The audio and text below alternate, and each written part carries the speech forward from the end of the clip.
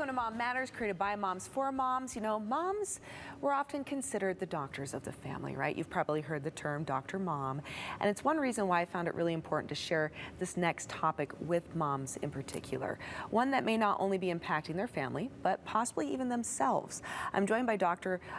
Ryan Smith. He's a neurologist, and he's here to discuss a medical condition that could actually be turning a perceived diagnosis that you think you may have kind of upside down. We'll explain a little bit further. So Dr. Smith, let's talk about functional neurological disorder. What is this?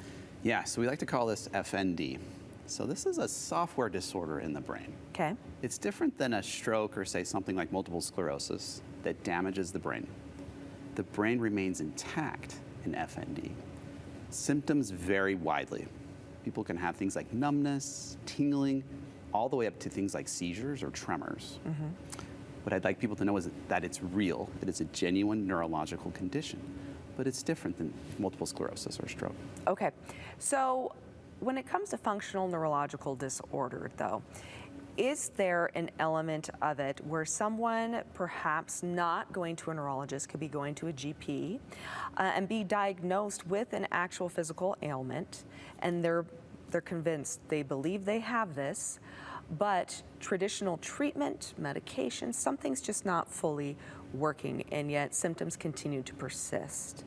Could it be an indication that maybe it's something more like functional neurological disorder? Yeah, you're exactly right. That's often the case that we see when patients present to us. They've been through other testing, seen other physicians, maybe even other neurologists, but their symptoms are continuing. So how common is functional neurological disorder in women? It's more common than you would think. Okay. So up to 1 out of every 3 patients we see in our clinic has FND or functional neurological disorder. Okay, and we're talking about, you know, symptoms like you said that could possibly mimic a stroke or some other, you know, other ailments. But are there other symptoms though that could fall under functional neurological disorder that aren't as common? So, I mean, honestly, could it be almost anything that a person experiences physically? Yeah, and I would say specifically neurologically. Okay. And so this could be chronic pain, for example. It could be brain fog, dizziness, these kind of more subjective symptoms, absolutely. Okay. So, and I want to dive a little bit more though too into what this is and how it differs from an actual clinical diagnosis of something. So if somebody suffers from a stroke, like you said, there is actual physical damage that people can see. So therefore there's damage to, let's say like Ryan said, the computer, right? Correct. You can see the circuit board is burnt, right? Yep. So something's happening to it physically. Now, if it is possibly functional neurological disorder, you're talking more about software. So the way that the process works through the system, is that the easiest way to put it, and the way that the brain and the body's interpreting it? So there may not actually be a physical something. Is this something then that's probably more, and I don't want to say psychological necessarily, but there is an element to it. And I'm not saying people are making things up, because that's not true either, right?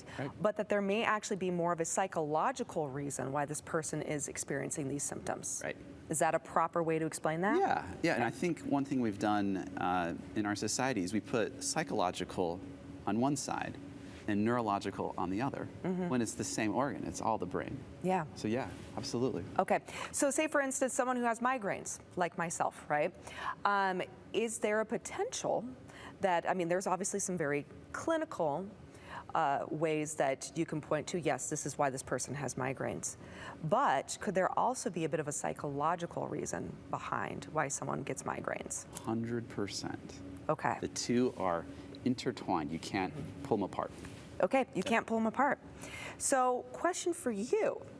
Could there potentially be a bit of benefit for a patient who might be experiencing functional neurological disorder to actually seek therapy? Would mental health be a great way to address something like this? Yeah, that's what we would recommend as a neurologist. As you talked about earlier, medication doesn't treat this. This isn't something you can treat with surgery.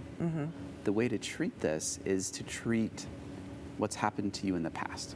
We see FND often in people who've had rough things in the past. Abuse, been in active combat, been through challenging divorces or traumatic deaths in the family. People need to heal from this. And Yes. we often see people get better when they've confronted these rough things in the past. Okay. It's kind of that saying, the body keeps a score, right? Uh-huh. So you have this internal trauma, and then it's going to present physically, possibly in some ways. Correct. All right. And like you said, this isn't volitional. They're not doing this on purpose. They're not crazy. They're not making it up. It's Yeah. a real neurological condition. Yeah, their symptoms are real. It's just the source of it may not be really what you think. Exactly. All right. Dr. Smith, what do you hope that women take away from this conversation? Yeah, kind of like we said, I would want anyone who's having this or thinks that they have it to know that it's common. We need to remove the stigma from this. This is a real neurological condition, and there are ways to make it better, even go away. So if someone has this, there are neurologists that can help you and others that can treat you.